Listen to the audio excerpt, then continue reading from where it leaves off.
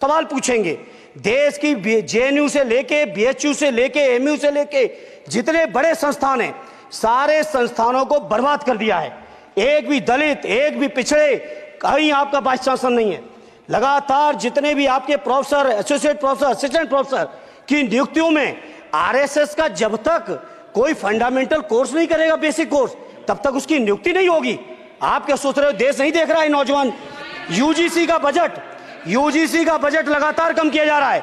मेरा खुला आरोप है इस सरकार पर कि ये सरकार शिक्षा को प्राइवेट करके, शिक्षा को मुट्ठी भर उद्योगपतियों के हाथों में देके, शिक्षा को चुनिंदा लोगों के हाथ में देके, देश के 140 करोड़, जिसमें मैं समझता हूं 90% लोग गरीब हैं, उन गरीबों के हाथों से शिक्षा को छीनने का ये जो आपकी सरकार षड्यंत्र कर रही है, इसके लिए हम लोग इस मौके पे विरोध करते हैं। लगातार फीस बढ़ा रहे हैं, शिक्षकों की कमी है, रोजगार आप दे नहीं पा रहे हो, सामाजिक असमानता। सभापति महोदय, 2014 में जिस समय सरकार बनी थी एनडीए की, उस समय देश की जितनी भी जो आर्थिक चीजें थी, जो वेल्थ थी, उसमें पिछड़ों की हैसियत 17% थी, 17%, और आज 10 साल की एनडीए की सरकार के बाद पिछड़ों की आर्थिक हैसियत हो गई है केवल 9%।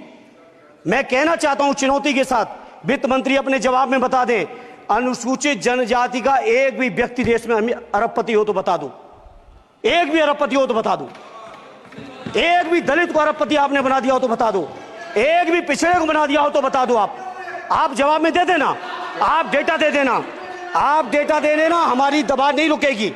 सभापति महोदय, जब बीजेपी की सरकार, जब बीजेपी के लोग विपक्ष में रहे तो ओपीएस की बातें किए। 10 साल से आप सत्ता चढ़ा रहे हो, 11वां बजट पेश कर रहे हो। पूरा देश आज ओपीएस के लिए, सरकारी कर्मचारी परेशान है, कहीं ओपीएस की चर्चा नहीं है, पुरानी पेंशन की कोई चर्चा नहीं है। सभापति महोदय, पुरानी पेंशन तो पुरानी पेंशन, हम मांग करते हैं, बहुत बड़े राष्ट्रभक्त आप बनते हो, मैं मांग करता हूं देश के पैरामिलिट्री फोर्सेस को आप पुरानी पेंशन दीजिए। मैं मांग करता हूं, आप राष्ट्रभक्त हैं ना, सीमा पे जो सुरक्षा कर रहे हैं, जो शहादत झेल रहे हैं, मेरी मांग है कि आप उनकी ओपीएस दीजिए। वो आप ओपीएस नहीं दे पाओगे। इसी तरह से सभापति महोदय, देश के अंदर बहुत से ऐसे संविदा कर्मचारी, एक से एक बढ़िया फार्मूला, अब कानूनन मंडल आयोग लागू हो गया तो कैसे पिछड़े और दलितों को रोकें? तो संविदा कर्मी की प्राइवेट कंपनी, प्राइवेट आपने आउटसोर्सिंग कर दी। आउटसोर्सिंग के कारण से देश के सारे दलित, सारे पिछड़े, सारे आदिवासी आपकी सेवाओं से बाहर हो गए, उनके पास कोई कानूनी हक नहीं।